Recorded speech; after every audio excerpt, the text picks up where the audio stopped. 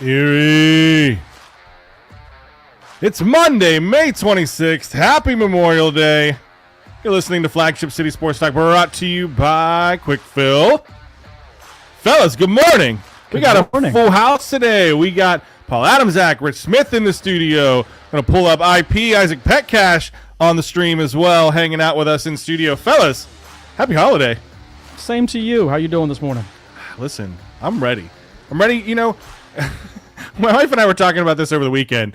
You know, things are tough here in Western Pennsylvania as we sit here on May 26th. Yeah. Freezing, wearing hoodies at the end of baseball season. You know, it would be nice to get some warmer weather, but I can't complain. The sun's out, blue skies. I'm ready to eat some ribs today for Memorial Day cookout, so I'm doing okay. That sounds good. I'm glad to see the sun. I don't think it made a single appearance in the last 7 days until yesterday, so that was nice. Yeah. Got to mow the grass. Haven't bought my goat yet for the year, so I had to do that myself. It was a foot tall, but we got it done. I did that. I walked out in the yard yesterday, and literally the tall grass was like up to my shin. I'm like, okay, yeah I should probably cut this again. IP, you're an avid lawnmower. How's the lawn looking for you today? It's okay. I had to mow a little bit of a section of the backyard further down because I'm building a swing set, and by I mean I'm getting a lot of help for a swing set for my son for his birthday. We have a couple of weeks to get it done, but hopefully we get it done sooner than later. I will say, though, because it was sunny for the first time in forever, I forgot that sunscreen existed, and now I'm paying the price. I got a bad sunburn on my arm this morning, so I'm paying the price for not making sure I'm protected. That's for sure. Could be worse. It could be the three of us. That's true. Right. Got to wear a hat. Got to wear a hat. Got to cover the melon. Yeah, it's a little shiny. It's a little shiny in the studio here this morning. Well, part of the reason why I'm wearing a hat this morning is just because of that. So, what about cookout stuff? What are you guys doing today for food? You doing anything fun? You know, so we went over to a family friend's house that was just across the street from us. We had a great cookout yesterday. Potentially going to be grilling some stuff tonight, too, and maybe going over to a friend's house. But, like, my thing is any time that it's nice outside, especially around that, I feel like I have to get the grill out. It's almost obligatory. Yes. Oh, yeah. So I'm sure we've got something in the pipeline. But, Nick, actually, I'm going to spoil this one. One of my overreaction topics today was going to be that ribs are the best Memorial Day food, not burgers. So I'm glad that you're going that route, Nick. Not an overreaction. And to be fair, I was never much of a rib guy. And because every time you get them out, they're never that great, even at like a true barbecue place. And then I found this recipe for what are called party ribs. So instead of like serving them by like rack or half rack, you actually cut them up before you cook them, season them that way. So then you get seasoning the whole way around the rib and then throw them in the smoker or the grill. Oh my gosh. I'll eat those. Welcome to Flagship City Grill Talk. Yeah. It's just weird because the end of this week is the Rib Fest down here in Perry Square. I'm entering. Oh I'm my going to gosh, enter. There you go. We're gonna, So guys, my wife is actually, I think, going to be a judge for Rib Fest. Ooh. For real? So, how do we get that job? I guess work at Gannon and be part of the group that helps people get into Rib Fest, like, you know, having them stay the night and stuff. Okay, all right. So That sounds like too much work. Got to make it down. I'm going to need you to forward her my resume. No, And if not a resume, our waist sizes. that should be enough. Yeah. No, but seriously, you know, Memorial Day is one of those grill day holidays that we have here in the States, but it is an amazing holiday to take a second and reflect and really just be thankful for all the men and women who served and gave up the ultimate sacrifice so that, you know, us four idiots can talk about sports in the morning. I mean, Well said. I feel like we lose that sometimes. It's like, oh, let's get the grill ready, but why are we doing it? And, you know, my dad was a veteran and still alive, still with us, but it's something that, you know, we don't think of often, I think, in 2025, but you know, we're very lucky to have that protection, and Memorial Day is one of those days to kind of bring that back for us. So, Agreed. Well said. with that, let's talk about some sports. We had some state champions over the weekend in track and field, so let's get into the North Shore Rewind. Now, we had 6 District 10 champions come home with some state gold medals, all in Class 2A. Paul, I'm going to throw it to you. Let's start us off where you want to go. I'm guessing hurdles for you. But let's still. Who stood out to you at states? What do you want to start? I will not start with hurdles. I'm just going to go in order here. Nolan Carey from Corey in the javelin. He was the first one to bring home gold in District 10. Won the Class 2A boys javelin with a throw of 189.5, which is actually like 3 feet short of his PR. So he had a little more juice in him during the season than he even did at the state meet, and it didn't matter. Broke an 18-year gold medal drought at the PIAA track and field meet. So awesome for Carey. He was seeded number 1, and it's so hard to be seeded number 1 and then to live up to that marker. To bring home the gold. So congratulations to him. Yeah, and per Mike Copper from Erie Times News, this is Corey's. This broke Corey's 18-year gold medal drought at the PIAA track and field meet. So that has an extra little. We're talking about ribs, a little sauce on the gold medal there too. Yeah, and we talked about. I was like, you have it written in here, first state champion from Corey in nearly 2 decades, and I had a bone to pick with you on that one, sticking with the rib thing.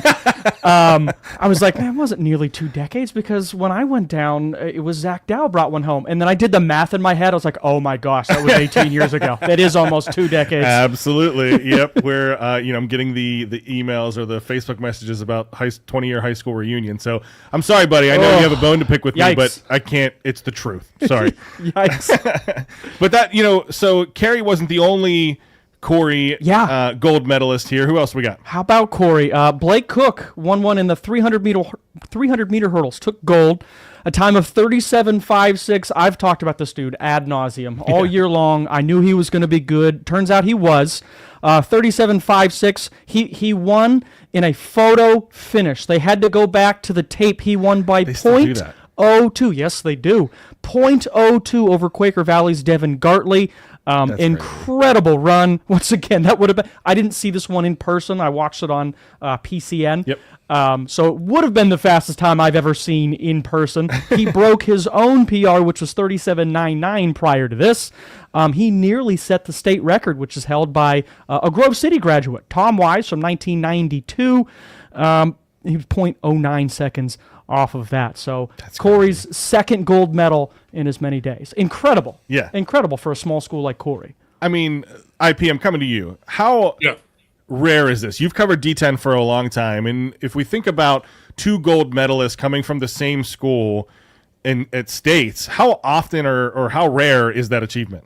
Yeah, I mean, I would say it's fairly rare. I mean, you see a lot of District 10 champions come from the same school, but I mean, you're going up against the best of the best, and I think it just shows that there are certain programs, especially around District 10, that have a tradition of excellence. And I think what you see in Corey is 2 guys that certainly grew up together. They were competitive together. A couple of them play multiple sports, and I think what you really see is these guys are in shape year-round.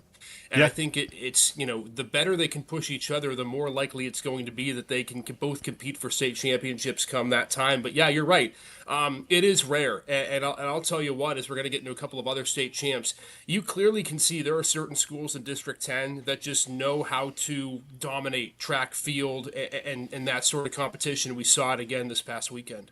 Yeah. Yeah, let's keep going with this because we do got some other ones we want to get to. Cook also took a third in the highs. He was, if you saw the podium picture at the finish, he was not happy with that third place finish, and then he went on to win that gold. So I just wanted to throw that in there. Maybe a little motivation there. Maybe a little motivation. He's only a junior. He'll be back next year. Sticking with the hurdles, from Sharon, Andrea Young won the 2A girls 100-meter hurdles with a time of 14.56. She was the only girl in the state who ran under 15 seconds, so she won by nearly a half a second in that. She also took 5th in the 300-meter hurdles, so kind of first in one, place in the other, and kind of back and forth. Also on the girls' side, Karis McElhaney from Greenville took gold in the 800-meter with a time of 2:12.65, entered 3rd in the field, and she outpaced the top 2 seeds. Let's go back to that rare question. I mean, entering ranked 3rd, maybe a little bit of an underdog victory here. And I like how, competing for Greenville, but McElhaney is actually a Jamestown student, Jamestown, Pennsylvania. It's a good little nugget. I didn't know that. Who pulls in, and again, I'm not going to take credit for that. That's Mike Copper from Erie Times News from Go Erie. But I think that's a little nugget because it is a co-op. You know, Jamestown is a very small school here in Pennsylvania, so they don't have a track team. She's able to kind of compete. So now you already have to kind of step up because you're at a bigger school in Greenville. Now you enter ranked third in the field and you outpace the top 2 seeds. I mean, I love that underdog mentality here from McElhaney. Absolutely, absolutely. Also took a third in the 1,600 meters, so the mile run. Really good weekend for her as well. I had to check my notes on that. I'm like, okay, McElhaney won 2A girls 800 meters with a time of 2:12. That can't be right. 2 minutes. Yeah, that was. Yeah, she's good. Yeah, very good.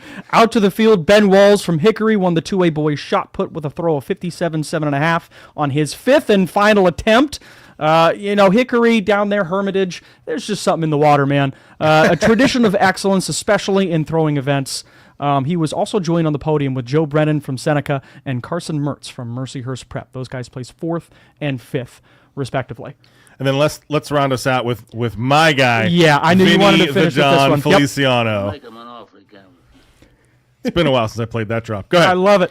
Won the 2A boys 100-meter dash at a time of 10.85. Suffered a hamstring issue actually the day prior in the 200-meter prelim on Friday. So you have a great quote here that Mike Copper got from him. No pain, and I got my gold medal result right here.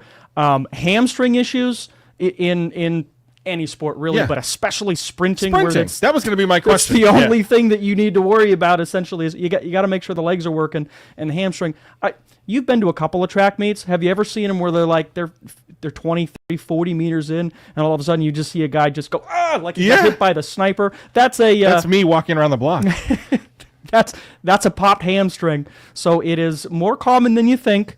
It definitely sits in the back of your mind, especially if you've suffered a pull recently. But good for Vinny to go out there and just go, look, man, state finals, let it till the wheels fall off. Able to finish, able to pull off a sub 11 second time. Again, only a sophomore. IP, we got 30 seconds, but I wanted to throw this your way. I'm seeing Vinny Feliciano had an amazing year at running back last year. Yep. He is now a state champion in the 100 meters. I mean, are we seeing shades of Journey Brown here from this young football player? I think we're getting there, and I was going to say, you know what this is? This is vindication for all those defenses who gave up 7 and 8 rushing touchdowns a game today, saying, see, no one else can catch him either, so I don't know what you want us to do. This guy is going to go down as one of the best athletes in District 10 history, and he's still got a lot of time left at Mercyhurst Prep. I was going to say, and only a sophomore, right? Only a sophomore. Only a sophomore. So looking forward to covering this guy over the next few years. No, I mean, congratulations to all of the state champions from District 10. I mean, and a lot of medalists that we didn't even mention. There's a ton. Yeah, we just covered the gold. So there's a lot of good coming out. We got a lot more good coming up, though. It's Memorial Day, right? So we have the D10 baseball and softball finals to talk about. We're getting into the next block. You're listening to Flagship City Sports Talk, brought to you by Quickfill.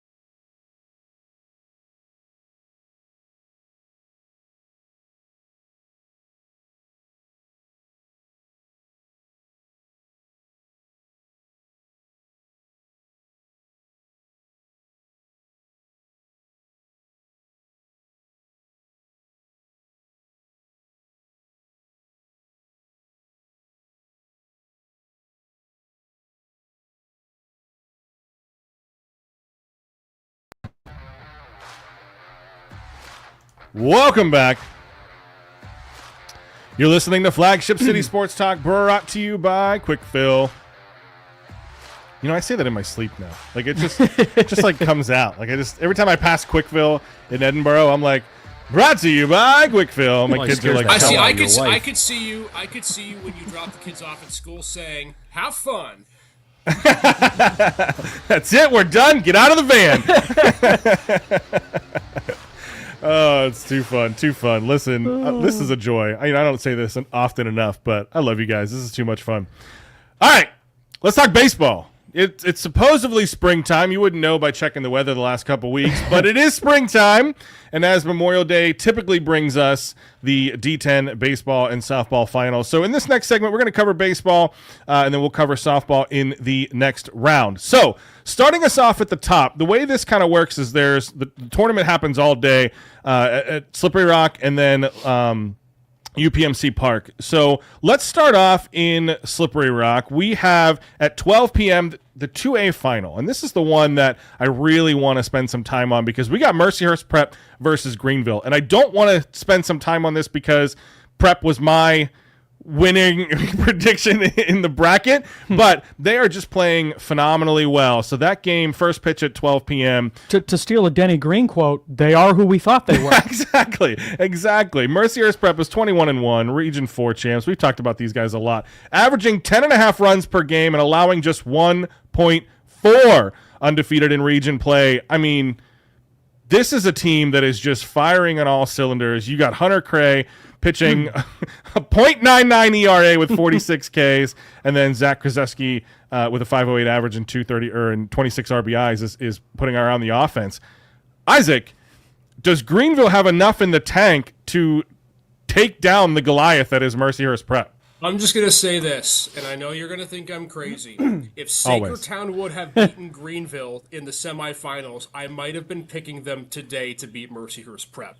I don't think people are giving – I said this a couple of weeks ago on the podcast, and it's funny. Mercyhurst Prep head coach Randy Durkowski actually texted me over the weekend. He said, man, those semifinals were everything you thought they would be. all four of these 2A semi teams legitimately deserve to make states, and only two of them are going, so both teams in the championship today will go. Greenville is a lot better than people think. They were dominant in their region. They are extremely good defensively, and they have a bevy of pitching. I am concerned for Mercyhurst Prep in the fact that they could not get the offense going until late in the game against Lakeview. And the big question that I have, obviously, we're not exactly sure the pitching and who's available and who's not. I would imagine, I think that Hunter Cray is good to go for today, but don't quote me on that. Yeah, I would think the so big too. The big question that I have is, if the offense can't perform and Hunter Cray struggles early, then it could be an interesting game for Mercyhurst Prep. This Greenville team, again, is part of a 2A bracket. Remember, Sagertown had run through everybody. They had an unbelievable season, and their offense was dominant down in Crawford County. So this game is going to be a lot closer than people think.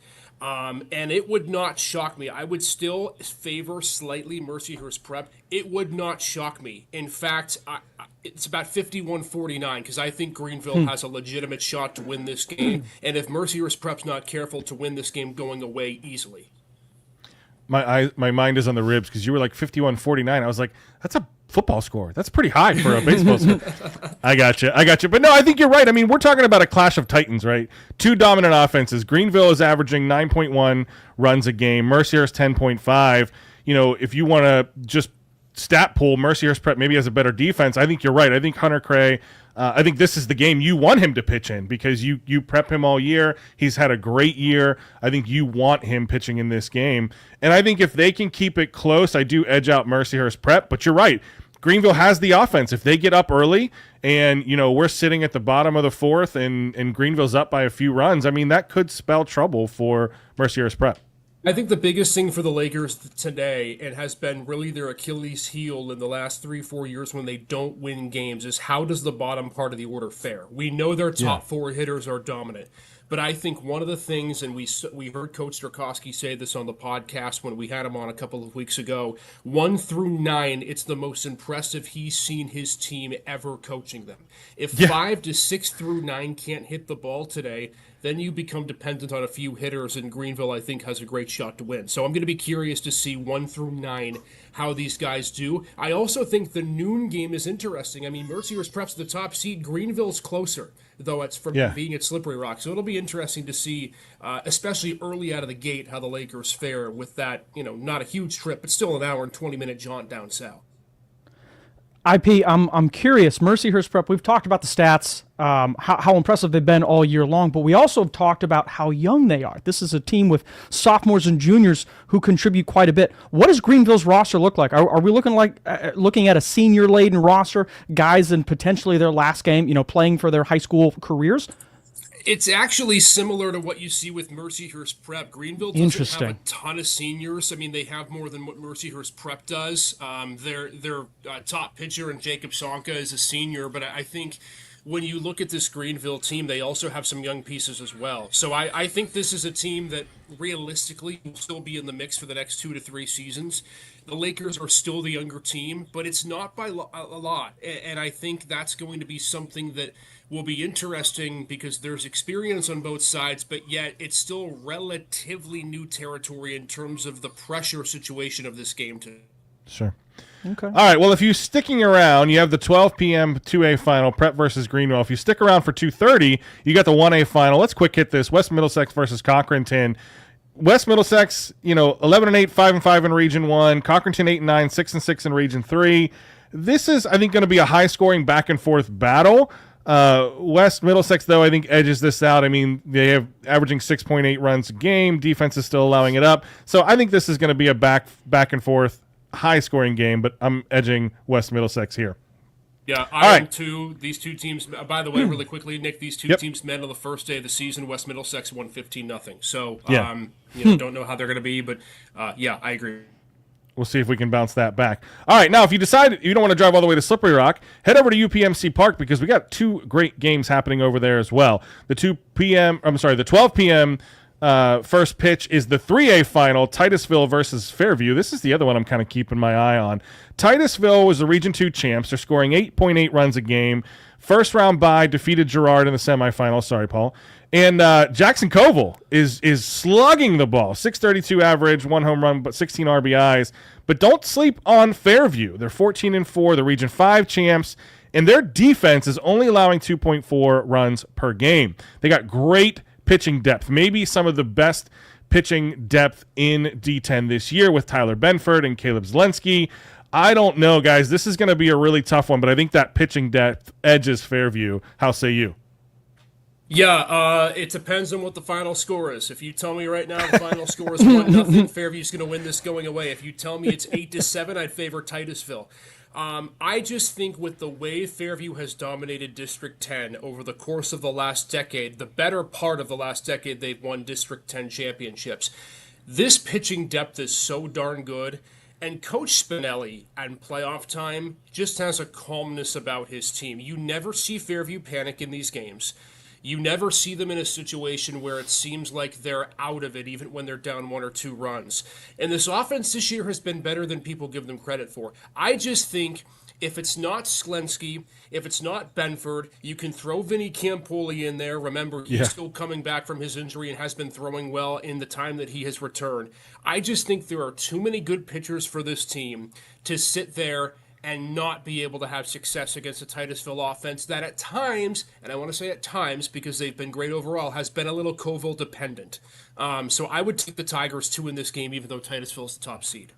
Yeah, and Coville, Paul fan favorite. All I was going to say was the last time Titusville and Fairview met in a playoff game was back on November 1st in 2024, and Titusville won 33-0 on the back of Jackson Coville's 3 touchdowns. So, baseball stats be damned. I'm going to take the best player, and I think it's Jackson Coville. Like it. All right, and then stick around at UPMC Park because the 2:30 game, we got the 4A final, Cathedral Prep versus Harbor Creek. That's going to be another one. 2 hot offenses that are just going to go back and forth.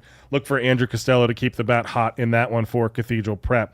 Then, if you don't get your baseball fill today, tomorrow we got 2 D10 sub-regionals happening at Mercyhurst. 2 p.m. game, McDowell versus State College. This one's going to be tough. I mean, I love anytime McDowell gets to play State College. They got the pitching working. I worry that the bats are not going to be enough to overcome State College. IP, quick thoughts on that. We got about 30 seconds. The biggest problem for McDowell has been when you face Whitfield teams in the postseason. Remember last year they had a great year, beat Mount Lebanon on June 3rd, then couldn't beat Hempfield. So it's going to be a good game, but I think, again, for McDowell, the pitching is going to have to be really good because the Whitfield bats are scary. And then stick around, 4:30 p.m., 5A sub-regional Meadville versus DuBois as well. Hey, before we take our next break, I want to take a second and thank all of our sponsors, Quick Fill, Dauber Auto Supply, John's Wildwood Pizza, Denny's Sales and Service. Without them, we wouldn't be here for you. We're covering softball when we get back. You're listening to Flagship City Sports Talk, brought to you by Quick Fill. Hi, folks. You are here.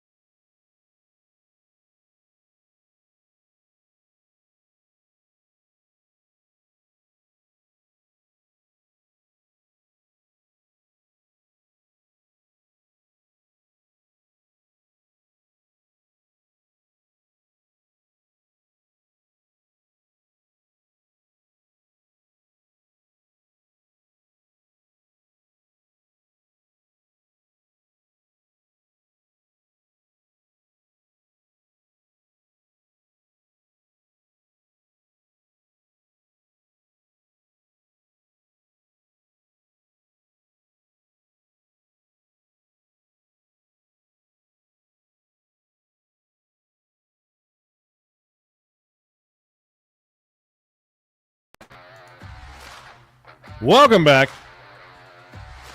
You're listening to Flagship City Sports Talk, brought to you by Quick Fill. See, I tried to change it up there. It didn't feel right. I don't like it. Gosh. I'm just a creature of habit is what it is. I've come to learn that, I am a routine person. I wake up, shower, breakfast, then I start my day. If it throws me off, like breakfast before shower, my whole day is ruined. If it ain't broke, don't fix it. Oh, gosh. Speaking of it ain't broke, don't fix it. Let's talk about some softball because we have some great games coming up today. Let's start. Let's do the same thing we did last time. Let's start over in Slippery Rock. A 12 p.m. game. The 1A final, we have West Middlesex versus Cambridge Springs. Cambridge Springs enters as a Region 2 runner-up. Impressive all around. Good offense, strong defense. Though they have the sub 500 record, they seem to catch fire late, and they're coming into this playoff game kind of hot. I mean, Isaac, do they have enough to take down Cambridge Springs? I'm not gonna lie. This game is kind of confusing to me. I will admit I have not seen West Middlesex all year. I don't know much about them besides their record, but I will speak on the Cambridge Springs side. I think Kayla Crawford is going to be good enough to at least keep them in this game, and I think they've got a better offense than West Middlesex does. I was a little confused. I know the Big Red have had a better strength of schedule, you could argue, than Cambridge Springs, but I was a little confused as to why they were the number one seed. I think Cambridge Springs has a good shot to win this game today, and I think it's going to be on the back of Crawford and her position in the circle, and I think that offense has just enough hitters to be able to edge things out. These two teams are both coming in on kind of, I don't want to say they coasted, but they felt pretty good about the way that they played, I certainly think, in their semifinal game. So it'll be interesting. This is the one of the brackets that only has one team making it to the state tournament, that is. So, I think Cambridge Springs has a great shot today. Yeah, I mean, you look at on paper, they look like they should run away with it pretty easily, but you know how that goes. All right, and then if you stick around for the 2:30 game down on Slippery Rock, you got the 3A final, Sharon versus Northwestern. This one I'm excited about. Sharon is undefeated in Region 5. I get that, 12-0. They're putting up an insane 10.6 runs a game while only allowing 0.6 runs against. It's the best in D10. But I think Northwestern has all the momentum coming into this game. They win a tight quarterfinal 6-5 over Cathedral Prep. They finish as Region 4 co-champs. I'm looking at Sharon's high-powered offense, led by Maddie Vogan, versus Northwestern's pitching staff that has held opponents to under 2.5. I think we got a bit of an upset here, Northwestern over Sharon. How say you? Wow. I said it. I will say first and foremost, congratulations to Northwestern for making the state tournament, because both of these teams are going to get in no matter what. So What a run.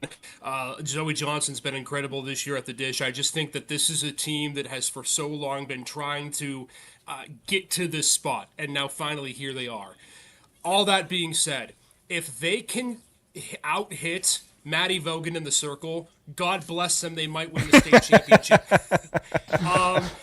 Because you could argue that Maddie Vogan is the best pitcher, not just in District 10, but in the entire state of Pennsylvania. She was unhittable up to the Harbor Creek game in the Western Final last year. I just don't see a scenario where Northwestern's going to be able to score enough runs and be able to hit Maddie Vogan. But, man, Nick, if your prediction comes true, watch out, because Northwestern will become an instant contender/favorite for the state championship. Listen, I'm not trying to talk down on Sharon. I mean, Sharon, like you said, has been dominant. Vogan, in the circle, but then also hitting 641, 26 RBIs, just an incredible two-way player. We talk about Gabby Aluka a lot, and we'll talk about her in a little bit as well. But I'm a fan of momentum, and I think that started with Northwestern taking over Cathedral Prep. I know Cathedral Prep maybe had an air quote down year this year, but I don't know. Maybe I'm still right in the basketball high of Northwestern girls basketball, but I've become a fan this year, and I like the momentum coming into this one. But you're right. It's going to take a lot to take down the Goliath that is Sharon softball. That's where I was going to take it, Nick, was what a year in girls athletics out in Albion. Yes. Yeah. I mean, you don't see it very often. Yeah. So it's good stuff. Maybe they can get Michaela Pressa-Palmer a pinch hit or something like that. I don't know. That'd be something. All right, and if those games don't entice you, head over to Penn State Barron, because we have the 12 p.m. 4A final. This one is going to be a heavyweight fight. Harbor Creek at 16-4 versus Fort LaBeouf 16-3. Harbor Creek swept the season series. Huskies finished Region 6 champs, 13-1 record. Fort LaBeouf, though, they got the big bats, Ivory Rogers and senior ace Kieran Skelton. Can Harbor Creek make it a 3-0 sweep against Fort LaBeouf this year?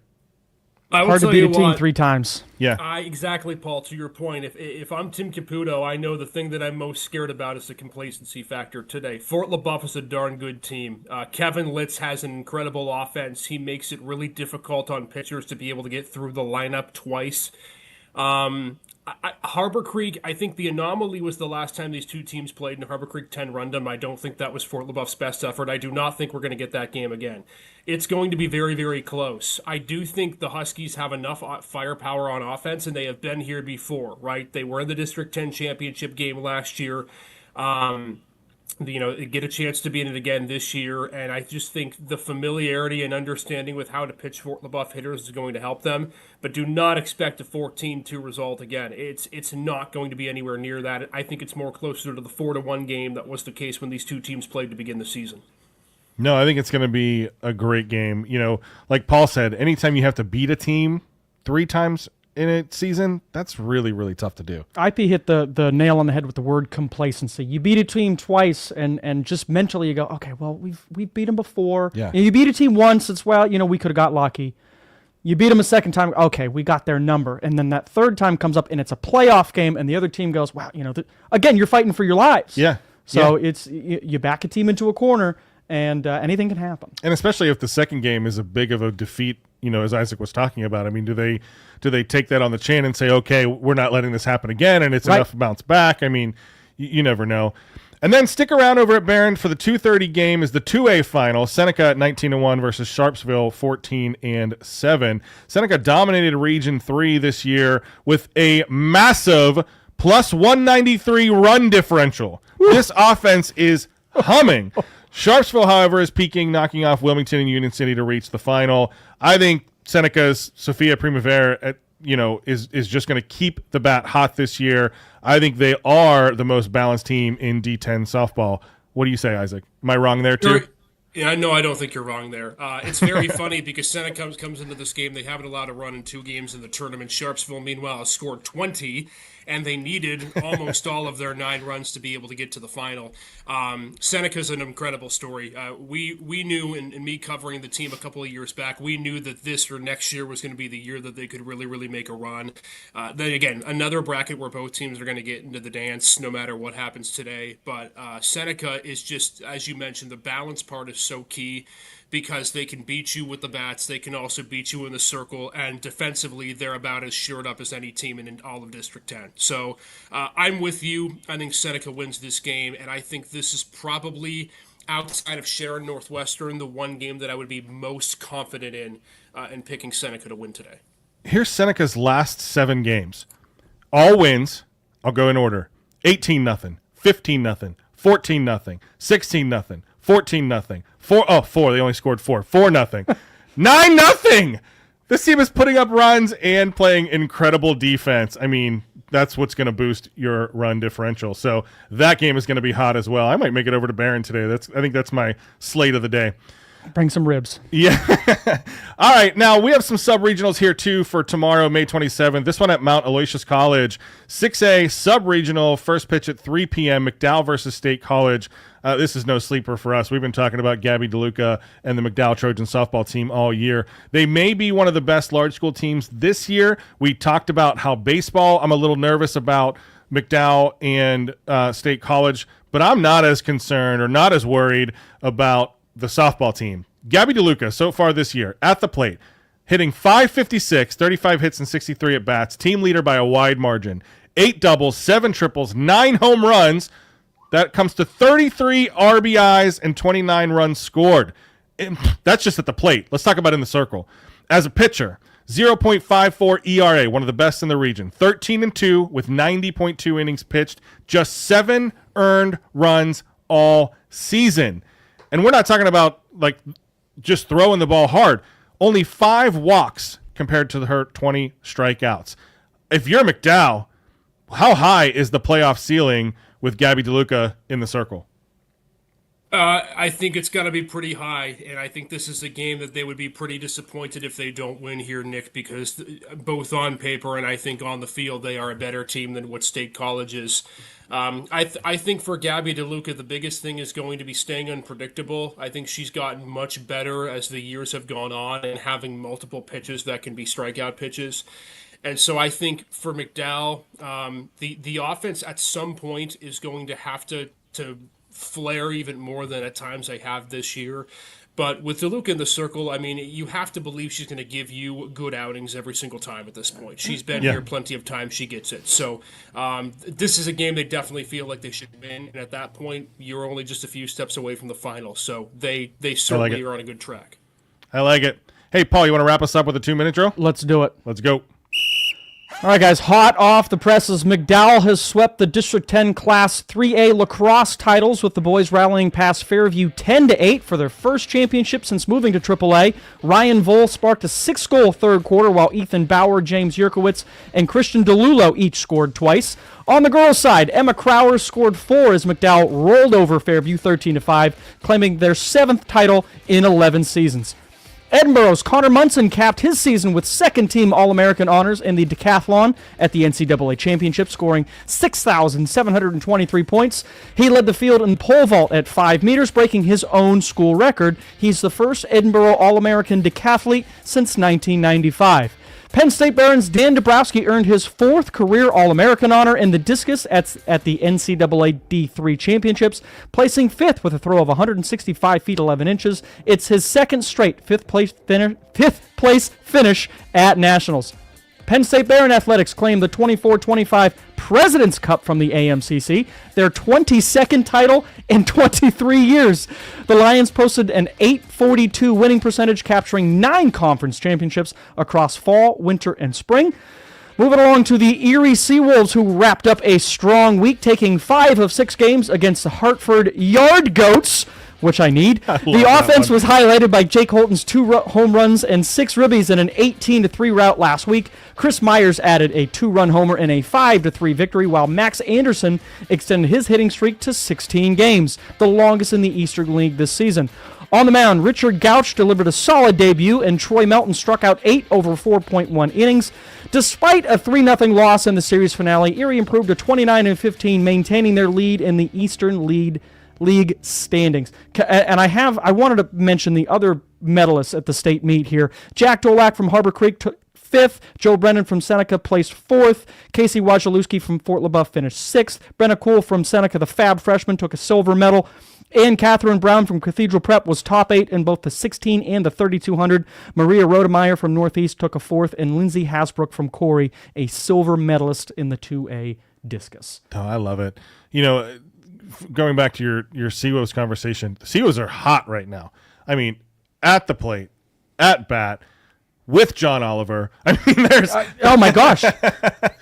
Are we going to end up with something like the Yard Goats? I'm just saying. It won't be better than the Yard Flying Goats, I can tell you that Squirrels, you know, we have the most, like, regular-sounding mascot in all That's of Double-A baseball. Yeah.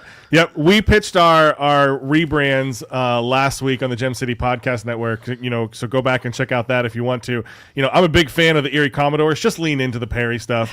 But you know what? We talked with Sam Lebowitz, and he really doesn't know much more than we do. You know, they don't really know what's happening. They don't really know how or when, you know, they're even going to be revealed. You know, all they really know is that they think it's just going to be more of a one-game promotion. But either way, I mean, this is exciting. It is going to be stuff. interesting. I'm paying attention to it big time. Yeah, absolutely. I'll be curious to see what they come up with and see if it's any better than ours. It won't. If you're doing, it's going to be fun. We'll see how it goes. All right. Hey, we'll be back. We're going to overreact to some NFL news. You're listening to Flagship City Sports Talk, brought to you by Quickfill. The Edinburgh community has continued to trust Alvarado's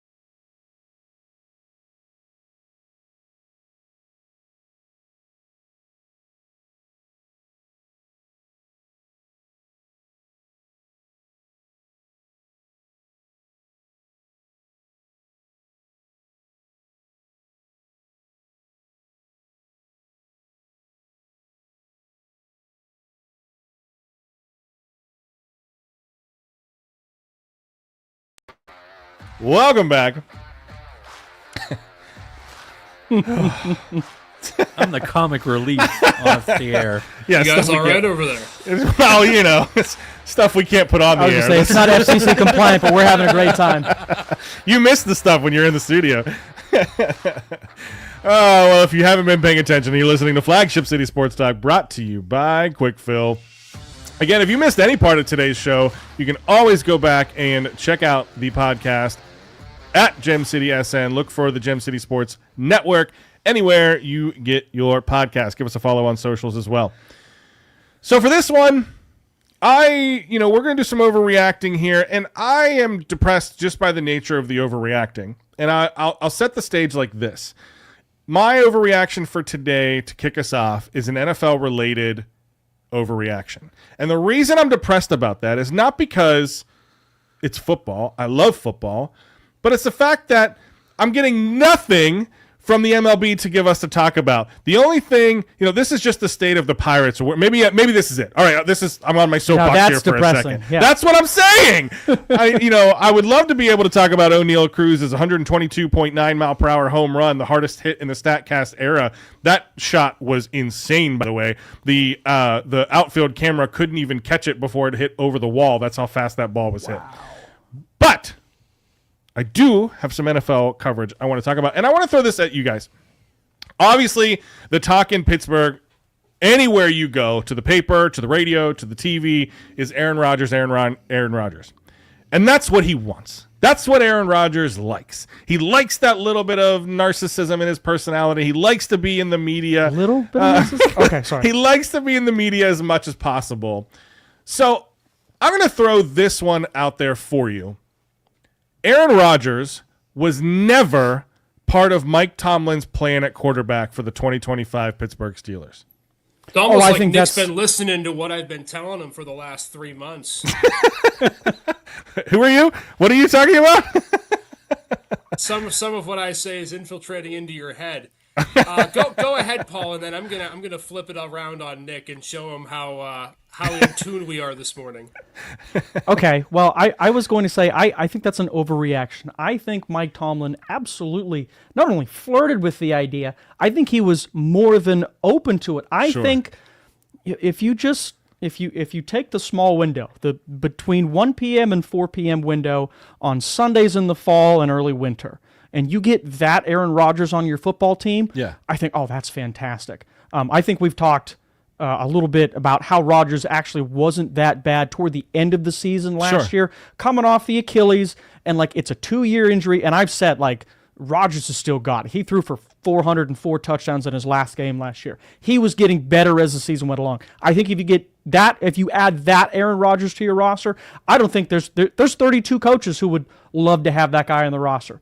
The problem with him is at 4:01 p.m. till about 12:59 the next Sunday, I don't want that guy anywhere near my locker room, and that's where I have cause for pause. So do I think Tomlin flirted with it? Yeah, he's a film guy. He watches the film. That's what I want my team to look like. But boy, is there just a list of grievances that you can have with Aaron Rodgers. I'm exhausted by the entire Aaron Rodgers saga, and I'm interested in hearing IP's take on it. Me too. And the reason, before we send it to Isaac, the reason we're even talking about this, obviously it's Aaron Rodgers, it's the Steelers, it's in the news, but Aaron Rodgers was recently at a fan question and answer session on stage at an event hosted by rapper Mike Stud. This is where we are in the news cycle, by the way. We're talking about an event hosted by rapper Mike Stud, who I don't know, by the way, over talking about O'Neal Cruz. But when Rodgers was asked if he would ever join the Chicago Bears, his response was a little cryptic. He said, quote, "No, but I believe there's a team that might play in Chicago this year on a road trip. I don't know, not sure. Got to check it out," end quote. By the way, the Steelers notably travel to play the Bears in Week 12 on November 23rd. Go ahead, Isaac. I'll let you go now. The floor is yours. Well, I'm glad that you all are drinking the Kool-Aid that I'm presenting to you, because for weeks and months I have said the only reason that you would get Aaron Rodgers is for production's sake, and if you eliminate the last 4 weeks of last season, he has not been good really since his MVP year. back in 2020. So, one of the topics that I had for overreaction today, because I've been pounding the drum for it for weeks, and now there are stories coming out that could be a, quote, contingency plan, is that the Steelers' QB1 in 2025 is going to be Kirk Cousins. Because if you don't think that the production part of things is going to be good enough for Aaron Rodgers' sake, well, then go get somebody who's been comparable. You take out last year; he's had a couple of good seasons. He has a new wide receiver one in DK Metcalf, and you have no drama off the field. You've already gotten rid of George Pickens, and if you've gotten rid of George Pickens for what you would call a culture issue, which stories have come out and now said that, why would you add somebody that's just as, if not potentially more cancerous inside your locker room, and the fact that he's probably not going to show up to minicamp, he's not going to show up to training camp in a lot of situations, he may not work out during the week or practice during the week. I just think for Pittsburgh, they need a guy who's a steady leader, who understands what it takes not just to win at the beginning of the season, but in postseason games. And that guy's Kirk Cousins. And I think, as I've been saying, yes, the contract in the first year might be a bit of an issue, but it's easily, I think, deferrable, and you can force the Falcons to take on some of the salary. And quite frankly, as more time goes on, the amount of capital you have to give back to Atlanta will decrease, because they're going to just be probably looking to get rid of him for pennies on the dollar if they want to get rid of him at all. No, I agree with you. I see what you're saying. I would love Kirk Cousins in Pittsburgh. I think he fits that offense. He can sit there and he plays the play action game very well. I don't know who he's going to throw the ball to outside of DK Metcalf, but that's a conversation for another day. But I just think that I think Paul's right. I think he kicked the tires. But Tomlin is not the type of coach that's going to throw a player under the bus. And I think once all the drama happened, I think Tomlin was just like, nah, I'm good. I think they were trying to be in on Fields. I think they had a number in mind and they weren't budging. It's like going to the car dealership when you're like, no, I'm not paying more than this. So Jets overpaid him. Jets overpaid him. He goes, so, I think they're okay with Mason Rudolph. I'm not buying the Will Howard hype that's coming out of Pittsburgh. People are like, I've seen Tommy Maddox comparisons to Will Howard. Like, get out of here. Like, I'm not doing this.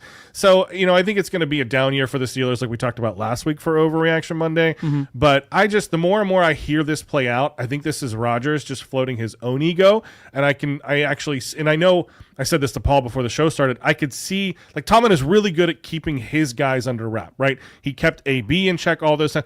Rodgers is not really his guy. So I think it's more of like, I'm done. I'm not going to run your name through the mud, but I am not going to sign you as my starting quarterback. So Rodgers keeps kind of fluffing these other things up, waiting for an injury, hoping that he can slot in somewhere else in 2025. I don't know. I think Cousins makes more sense. Yeah. I don't think the Falcons want to pay him.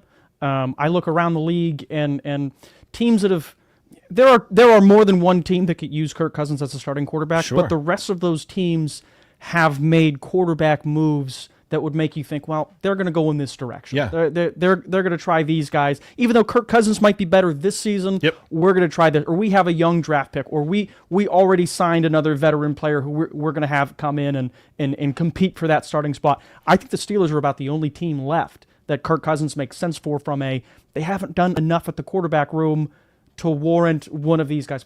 Skylar Thompson shouldn't be on a little gritter squad, let alone an NFL squad. Who's Will Howard? Will Howard, yeah. And Mason Rudolph, the last team he was on, earned the number one pick. So I just don't like the room. No, I agree. Yuck. It's gonna be a rough year in Pittsburgh. But Will Howard's gonna be all the hype. We got about a minute left. Will Howard is gonna be. Oh no! I'm telling you, OTA start tomorrow, right? It's not mandatory, so I was going to say non-mandatory. Vets will not show up. A lot of vets won't show up. I don't expect TJ Watt to show up, especially because he kind of wants. He's going to sit in. He'll be there, but he's not going to practice. Yeah, but so all eyes are going to be Mason Rudolph and Will Howard, and the quarterback is the most important story in most NFL teams. You watch. This time next week, we will have a Will Howard Overreaction Monday because all the talk at the end of this week in Pittsburgh is going to be how Will Howard is going to save the team. They're just going to clip a couple. He's going to throw 500 balls. Exactly. In practice, in 7-on-7 between tomorrow and Friday. And they're going to clip the 2 or 3 good ones that he has and go, he's the future. Yeah. Look at this. Yep. Yeah. Him and Calvin Austin already have a connection. Yes. Calvin Austin, wide receiver 2 on the year. Yep. Get ready. Super Bowl. I'm already Can I ask real quick? Robert Woods, Calvin Austin, Roman Wilson. Who's wide receiver 2? Roman Wilson. Interesting. I'm on the Roman Wilson bandwagon. What about you, IP? Yeah, I'm with you. Roman, I think, would have been good last year if not for being hurt. I think the injury hurt him. Yeah, I think the injury hurt him. I'd love him to be the number 3 behind Olave, but that's just me playing Madden. All right, we got to get out of here. Signing off from Paul Adamzak, Rich Smith, Isaac Petcash. Happy Memorial Day, everybody. That's it. We're done. Have fun. Go grill. Give me some ribs.